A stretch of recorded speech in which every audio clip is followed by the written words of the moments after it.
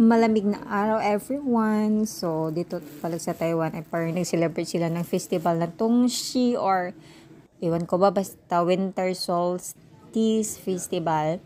Ito yung niloloto nila. Parang it's prosperity at parang ganon, more years to celebrate something ganon.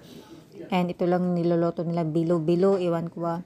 Basta itong niloloto ko ay minatamis siya, and last night ay ang kinain namin is yung may timplang asin, dapat pala dalawang klase. So ngayon dahil mag-offer sila doon, si amo doon sa temple, ilagay sa mga kunting bowl, ay kunting maliit pala.